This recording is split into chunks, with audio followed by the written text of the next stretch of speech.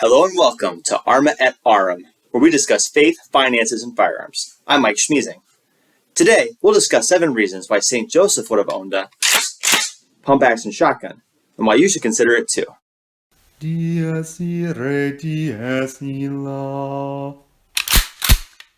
So quick disclaimer here, what I'm going to be saying in this video is true for pretty much every type of pump-action shotgun that's out there. Whether it's a 12-gauge shotgun, 20-gauge shotgun, or even a 410 shotgun, which is on the small size but still serviceable. Pump action means that you pump the slide in the front of the gun, backwards and forward, to take a round from the magazine tube on the bottom, and put it in the chamber, ready to fire. It makes the iconic chink noise that you hear. This is not a semi-automatic shotgun, but what I'm saying, most of what I'm saying applies to semi-automatic shotguns, definitely not all of it. And also, most of what I'm saying would apply to other types of shotguns, such as the break action shotgun or lever action shotgun even. So let's dive in.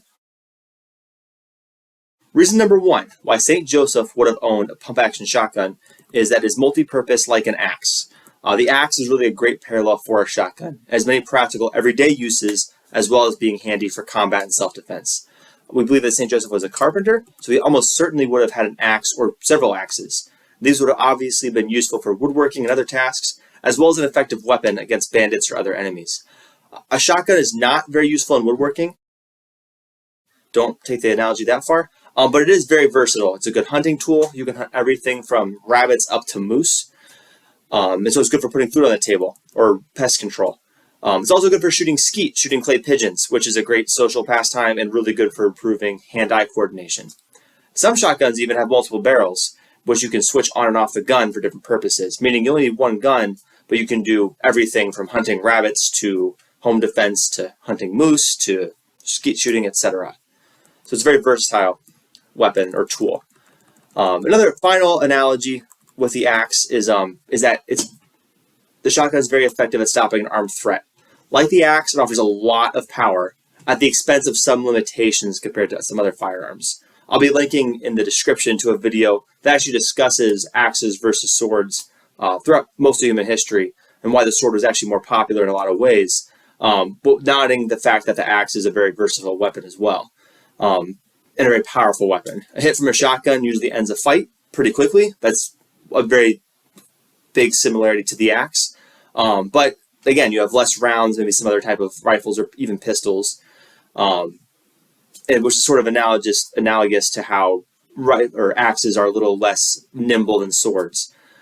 Another thing to note is that the range of a shotgun is definitely much less than a rifle. Again, it's a very versatile tool. When it comes to combat, a little less versatile. But there's a lot of power over a short distance, and it's a jack of all trades kind of weapon. So St. Joseph may have owned a sword or a dagger, but if he was poor and he was trying to make the most of his resources and wanted one thing to do it all, a shotgun really would sort of fill that niche. It could be useful for hunting, other purposes, and then also to defend the Holy Family in a life or death situation. A shotgun can really do it all. Number 2 is another reason why the shotgun is similar to the axe. And that is a pump-action shotgun is rugged and reliable. Now, how reliable a pump-action shotgun is will vary a bit on the manufacturer and on if you operate it correctly or not, and if you clean it or not clean it ever. That being said, most pump-action shotguns, even that are minimally taken care of and are used correctly, are stupid reliable and do not wear out. They're overbuilt. They're extra strong. The biggest cause of malfunction that I've seen is that people do not pump or rack the slide back and forth hard enough. They kind of baby it, and that causes a shell to get stuck or jammed. It's called short stroking. But after a few rounds of practice at a range, you can iron out that habit. It's not too hard to learn. This is very straightforward, reliable operation. There's not a lot. It's not complicated. You just pull back, push forward. I did have a situation where a decent quality shotgun stopped working after 100 rounds. But what we found out after the fact was that it had been sitting on the store shelf for a long time and gotten corroded. So I had a friend help me. He cleaned it, and it was good as new. It's been working reliably ever since. Again, that was a situation where it wasn't really the shotgun's fault. It just had been not taken care of at all. But in general, shotguns are very hard to break, especially the more high-quality ones. And they're also very reliable. So it's a good choice for someone who doesn't have a ton of time or money to sink into a weapon. And that's the thing that we'll be emphasizing is that you need to train with your weapon. But a shotgun, I think it can be used effectively with less training than maybe some other batteries of arms. Reason number 3, then, why pump-action shotguns would be a good choice that St. Joseph would have picked is that they're usually relatively affordable. I can't speak for every brand out there. You can sink $2,000-$3,000 into certain shotguns. But even one of the most iconic and reliable pump-action shotguns, the Mossberg 500, which I have right here, I'm not affiliated with them. If Mossberg, if you're watching this and want to sponsor me, that'd be great. Just comment below. But even this shotgun, this is about the gold standard for classic shotguns. It's available for about $400, give or take, depending on where you live in the country. Now, $400 is a lot of money, but if you compare that to buying something that you would buy for entertainment, like sports games tickets or a bigger TV or a game system, and you compare that to something you might need to defend your family's life with, it's a much more practical investment. $400, again, it's nothing to scoff at, but it's not out of the ballpark, right? It's nothing crazy out there. And furthermore, I've actually had good experience with more budget-minded shotguns at the $250 range, and there are even some cheaper options. And so, especially compared to even certain handguns, and definitely compared to rifles, a shotgun is a much cheaper option. An AR-15 will run you often upwards of $1,000. There are some low-end ones around $600. Not trying to bash those, but again, even those lower-end ones are much more expensive than the gold standard, as it were, of shotguns, the Mossberg 500. So, as a whole, shotguns are relatively affordable. A quick word on ammunition, because this is something people might forget. They might get a cheap gun and realize, oh, the ammunition is really expensive. Some shotgun ammunition is more expensive than certain pistol ammunition, at least cheap 9mm or 22, which is almost free. However, the cheap practice loads for a 12 gauge, they are at least the same, if not a little better deal than most pistol caliber cartridges, and even actually, especially more than rifle caliber cartridges. Meaning that even the ammunition is a better bang for your buck than the other options out there. Reason number 4 why St. Joseph would have owned a pump-action shotgun takes a little different angle, and this is the fact that pump-action shotguns are legal almost everywhere. Now, I am not a lawyer, and this is not legal advice, but almost any place where you're allowed to have a firearm in the USA, you can own a pump-action shotgun. Even people in California, Maryland, New Jersey, and New York, the big bad states, as it were, which are very unfriendly to people owning guns, people can have pump-action shotguns there. It's a legal option almost anywhere, and I will openly challenge the legitimacy and the justice in a lot of the firearms restrictions around this country, especially in these states. But when it comes to following existing laws, you can stay in the clear with a pump-action shotgun. You can believe that the AR-15 bans are wrong in certain states, but if you don't want to be an outlaw, you can still own a pump-action shotgun. And St. Joseph would have taught our Lord Jesus to obey laws from a just authority, and probably even have trained him to give some deference to onerous or even unjust laws out of respect for the office of those in authority. Not saying that those laws were just that it's good to give respect to the proper authorities. And so maybe having a weapon where that would be legal where he lived would have been important. Number 5 now for why St. Joseph would have owned a pump-action shotgun. And it's a safety concern, and it's a battery of arms, a firearm that's easy to store safely in a house with kids. That's my situation. I have 3 little girls, and I do not want them getting near my weapons until they're much older and are trained how to use them. And I do want to go on record that if you have firearms in the house, and I really hope that more and more people choose to be gun owners, that you store them in a very secure location away from children, even away from unauthorized adults. But I also do recommend that you have at least one that's stored safely, that is loaded, that you can access quickly in the event that you hear glass breaking from your front window in the middle of the night. The 250-pound guy in a ski mask walking down the hallway towards your kid's bedroom is not going to stop and wait for you to fumble around and load your weapon. So it's important to have a weapon that's easy to access. Striking the balance between security and having easy to access is possible. But even then, even if you have the best foolproof plan, if you have kids in the house, nothing is foolproof. They will get into anything. Or at least you should assume that they can get into anything. And so you want to think if they access this weapon, what's going to happen. What's really nice about a pump-action shotgun is that you can store it, as the police call it, cruiser ready. Where you have a tube, this is the bottom tube here, full of ammunition, but with nothing in the chamber, no rounds in the chamber. That means even if the safety is off and the trigger is pulled, there's not a shell in the chamber to shoot. So again, say that's full of ammunition. If no one pulls the tube, pull the trigger, nothing's going to happen. If you need to access it and use it quickly, it's very easy for a grown adult to pump this and have it ready to use. But a child would have a very difficult time picking up the gun and racking it and getting into a situation where you could hurt themselves. It's very hard to imagine a situation where a small child could pick up this gun, which is very heavy, rack the slide, turn off the safety, and then pull the trigger. It's very hard to imagine that. Just most kids are really not strong enough or tall enough. So storing a shotgun cruiser ready makes accidents with children very unlikely, but gives you the readiness to meet an armed threat quickly, even in the dark. All right, so reason number six why St. Joseph would have owned a pump-action shotgun, this is actually true for rifles and for shotguns, is that a long gun like this, not a pistol, but a long gun like this with a stock, is much easier to shoot effectively and quickly in a stressful situation than a handgun. Now, a gun that is too long will get stuck in the corners of your house if you're trying to move around. But most security model shotguns, this isn't one here, but most security model shotguns have an 18-inch barrel, which probably chops off roughly around here. Very maneuverable, very easy to use indoors if you have to, but also long enough to help you aim and fire quickly.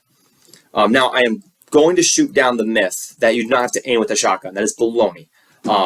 It's really incredibly stupid advice because in most home defense situations, even in large houses, the buckshot, which is the common defensive load where there's multiple projectiles in the round that get shot out at once, they only spread out a few inches the size of a fist. So you really need to aim as precisely as you would with a rifle to hit a target. And if you fire your gun in self-defense, you want to make sure that you hit the target and only the target and stop the threat. You don't want bullets and projectiles going through a wall, into someone else's bedroom, into a neighbor's house, etc. All that being said, the length of the shotgun is really what makes it easier to aim with. It's not really the spread of the projectiles, it's the length of the shotgun. And it's the longer distance between the back sights and the front of the barrel. Just basic geometry, it lines up. It's much easier for you to line it up, point it at the center of mass of the threat, and fire. In a stressful situation, you don't want to do a lot of thinking. It's a very relatively easy process. You should train with your shotgun or with any weapon that you choose to use, whether it's a firearm or not. But I would argue a shotgun is a very effective weapon that requires a lot less training than at least a handgun. This is coupled with the fact that a shotgun will stop a fight very quickly if used effectively. A double buckshot load is equivalent to roughly 6 9mm bullets, which is a pretty standard pistol caliber ammunition. So if you have someone running at you with a knife and you hit them with a shotgun, it's a good option for stopping that fight very quickly. There are situations where someone with a knife will kill someone with a gun. They might even die of their wounds afterwards from the person's gun, but the gun was too small. It didn't stop the threat in time. So again, if you're a father and you want to protect your children and you want a very effective option that's easier to use under stress and very effective, a pump-action shotgun is a good choice, especially if you have some time to train, some time to practice, but not hours and hours and hours a week to get proficient. All right, now reason number 7, and this is really the most important reason why St. Joseph would own a pump-action shotgun. The previous 6 were practical reasons on the mechanics of the gun, as it were. This one is really much more fundamental, and that is that St. Joseph was not a pacifist, or someone who rejects all combat or fighting, even in self-defense. First reason for this, the Jews were not pacifists as a group. God never forbade self-defense. The 5th commandment is often translated as thou shalt not kill, but a much better translation across the board this is recognized is thou shalt not murder. There was one sect of Jews, the Essenes, who may have leaned a more pacifistic direction, but even they were permitted to carry staffs for self-defense. There was recognized that when traveling, there was a danger of being attacked, and you had a duty and right to protect yourself and those around you. So even if, let's steel man this, even if St. Joseph was an Essene Jew, which is unknown, he would have been permitted and in some sense obligated to defend the Holy Family with force if needed. A major reason why Mary married St. Joseph, God gave St. Joseph to her as the protector of the Holy Family. An unmarried woman, especially a woman of child, would have been very vulnerable in ancient Palestine, especially when traveling. And St. Joseph was there to help provide and protect for the Holy Family. So, now, Catholics are for a fact not Essene Jews, and Jesus never actually endorsed pacifism explicitly. He even encouraged his disciples to buy swords at the Last Supper. Everyone, but fathers and husbands in particular, are in fact obligated to defend their families, homes, and sometimes even their neighborhoods or countries. And Catholic social teaching has always backed this up. It's been clear from very early on, and it's in accord with natural reason and divine revelation. To quote from the Catechism of the Catholic Church, paragraph 2265, says, "Legitimate defense can be not only a right, but a grave duty for one who is responsible for the lives of others. The defense of the common good requires that an unjust aggressor be rendered unable to cause harm. For this reason, those who legitimately hold authority also have the right to use arms to repel aggressors against the civil community entrusted to their responsibility." It does not then follow that every Catholic man must go out and buy and train with a gun, or that they're a bad Catholic or something. That would be ridiculous. But it does very much follow that this is a very viable and ethical option that's on the table. And the ick factor, as I'm stealing from the Armed Catholic, he coined that term, but the ick factor that's often so present in Catholic circles when it comes to firearms should be set aside in favor of a much more mature, sober, and serious approach to thinking about being prepared to defend your family against, and yourself against unjust aggressors. This isn't just applicable to those with families. You have a right and a duty to defend yourself as well. But fathers and husbands in particular have the duty to think about this, as they are the legitimate authority in regards to being the primary provider, defender, and protector of their wives and children. A shotgun is a very good tool to help fulfill this responsibility if you choose to use a firearm to do that. So hopefully these 7 reasons have helped you learn more about shotguns and made you consider getting one for self-defense, or at least opened up your mind to getting one for self-defense. Again, the first 6 reasons are practical reasons why this battery of arms is useful in this situation. The pump-action shotgun platform in particular. Number 7 really is the fundamental point, the crucial point that we really need, as Catholics, need to get our heads around. I think there's been, say, a lie or misconception that holiness means rejecting self-defense. That's definitely not the case. In fact, for most of us, embracing self-defense as a right and a duty is probably more in line with the truth. So thank you so much for watching. If you liked this video and you want to see more of these discussions about Catholic social teaching, faith, and firearms, please hit the like and subscribe buttons. If you don't like it, feel free to thumbs down and leave a comment on why you don't like it, or you think I was lacking, or any areas I should address. I'm praying for you. Please pray for me. Go to Mass, go to confession, read your Bible, and love your family. Thank you all, and may God bless your day.